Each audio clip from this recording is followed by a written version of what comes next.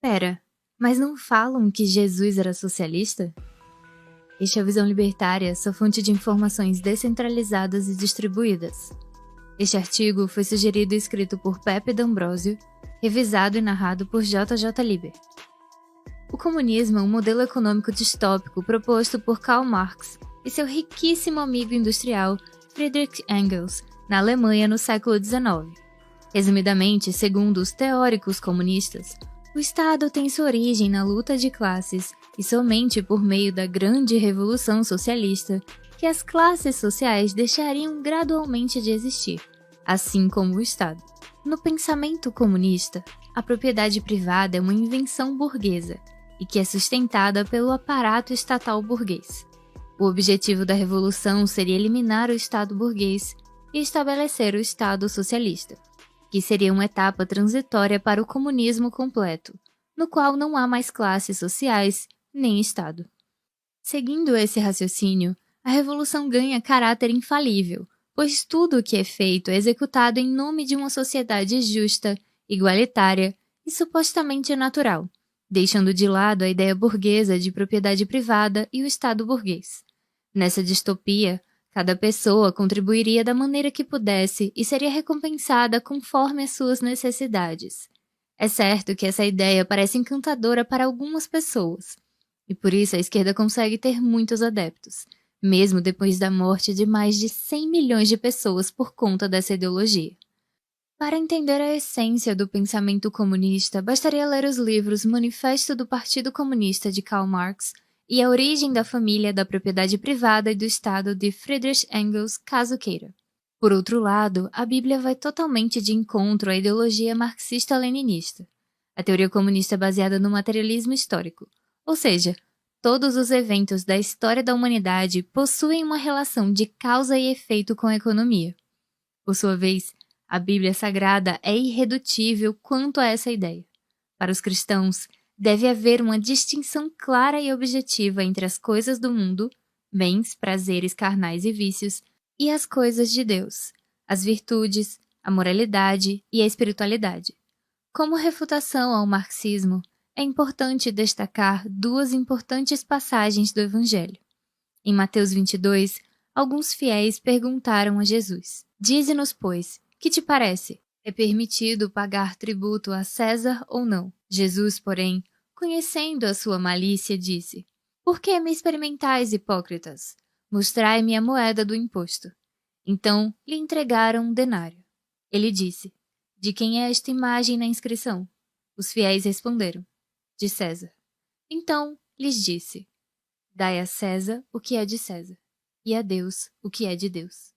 Essa passagem divide muitas opiniões, e até já tratamos dela num dos vídeos da série A Mensagem Libertária de Cristo aqui do canal. Mas um olhar histórico mais atento aponta para uma interpretação. Naquela época, o paganismo romano impunha o culto à figura do imperador. Isto é, além dos deuses pagãos como Júpiter, Vênus e Marte, os romanos cultuavam também seus líderes políticos. Quando o imperador, era possível deter dois títulos: o de liderança política, denominado César, e o de liderança religiosa, denominado Augusto. Também é importante lembrar que a profissão de cobrador de impostos era terrivelmente mal vista na Judéia. Mateus, um dos 12 discípulos de Jesus, era odiado pelo seu povo por causa da sua profissão indigna. Em Mateus 9, os fariseus indagaram os discípulos de Jesus sobre a conduta do seu mestre. Por que o vosso mestre come com os cobradores de impostos e pecadores? Jesus, porém, ouvindo isso, disse: Não necessitam de médicos os sãos, mas sim os doentes.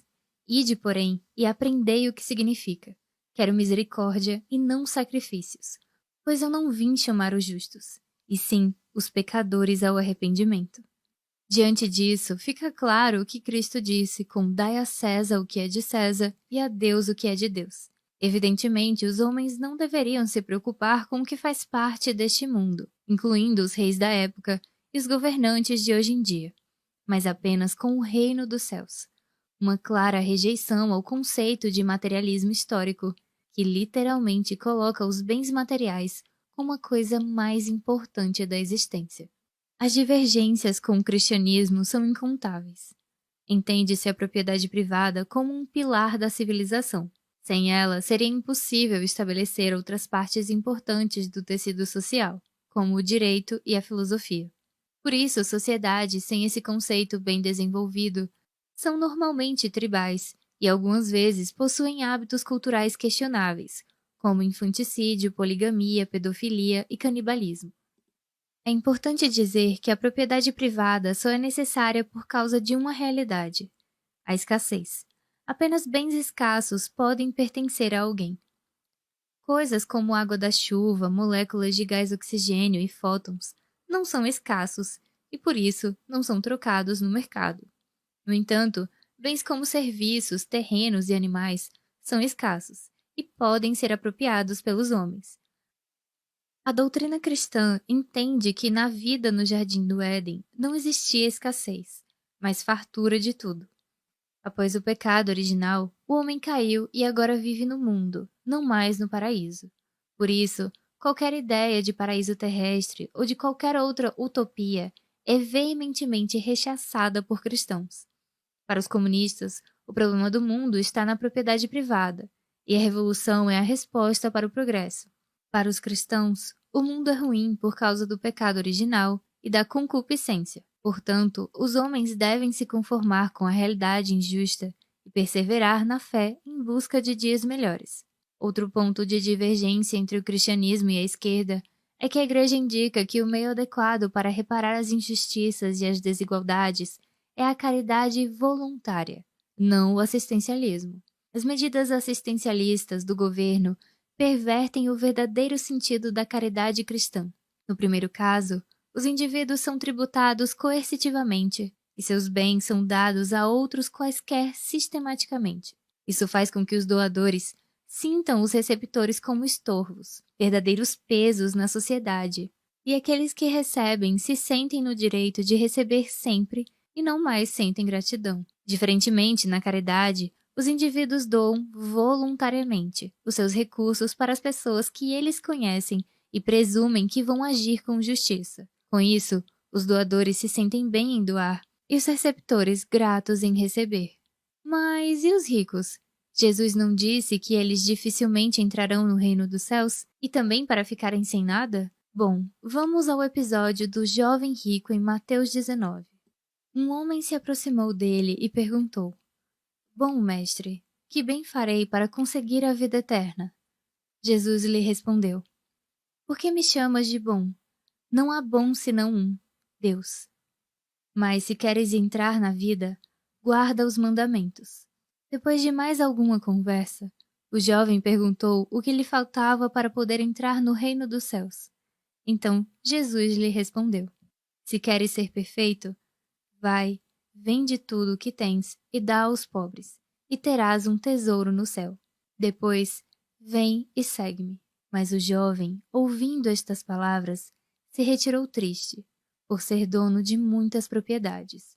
Então, disse Jesus aos discípulos: Em verdade vos digo que um rico dificilmente entrará no reino dos céus. Pois bem, mais um desencontro do marxismo com o Evangelho. Nesta passagem, Cristo pede para que o jovem deixe as coisas do mundo, que no caso eram as suas muitas propriedades, e o seguisse a fim de encontrar o reino dos céus. Jesus nunca disse que ter bens é algo imoral, mesmo que as outras pessoas tenham pouco. O que a Bíblia ensina é a caridade e a empatia, não a expropriação e o assistencialismo. Nas Escrituras, várias eram as pessoas ricas. Inclusive, o homem mais rico de toda a história, o rei Salomão, era diretamente aconselhado pelo próprio Deus de Israel. O comunismo defende que as pessoas não devem ter mais do que os seus semelhantes. Aliás, de cada qual, segundo a sua capacidade, a cada qual, segundo as suas necessidades. Nada de meritocracia, nada de virtudes. É isso que o comunismo defende. Disso entende-se outra diferença basilar entre o marxismo e o cristianismo. O único parâmetro de igualdade entre os homens é no que diz respeito à criação. Segundo as Escrituras, todos os homens são feitos à imagem e semelhança de Deus. Além disso, Deus é ao mesmo tempo trino e uno. O homem possui uma tricotomia, corpo, alma e espírito. sendo que cada uma dessas partes são únicas em cada homem. Isto é, todos os homens são diferentes nessas três coisas. Todavia, o comunismo nega a existência da espiritualidade. Por isso, todos os homens devem ser igualmente tratados e terem as mesmas condições. Segundo o cristianismo, isso vai totalmente de encontro à natureza humana. Isso faz com que as sociedades comunistas percam a noção de transcendência. Com isso, as pessoas não vão atrás das virtudes e não buscam a edificação, mas ficam presas às coisas do mundo. No máximo, um cidadão de um regime comunista pode buscar criar boas relações dentro do partido, com o objetivo de ascender politicamente. Fora isso, as pessoas no comunismo não possuem valor algum. A única religião permitida pela esquerda é o marxismo. O único Deus é a revolução e podem ser sacrificadas quantas pessoas forem necessárias em nome dessa infame divindade. Se você já leu algum livro de Lenin ou de Mao Tse-tung, por exemplo, certamente se deparou com trechos como, segundo Marx, de acordo com Marx, ou Engels dizia que o marxismo é uma seita religiosa e deve ser tratada como tal. Aliás, em um regime comunista, ela é a única religião que pode existir. Não importa quantos muros de Berlim sejam derrubados, os revolucionários comunistas continuarão acreditando nesta distopia. Obrigada por sua audiência. Se você gostou desse vídeo, não se esqueça de curtir e compartilhar. Para ser notificado de outros vídeos, inscreva-se no canal e depois clique no ícone de campainha. Escreva artigos você também. Acesse o nosso site visãolibertaria.com. Até a próxima!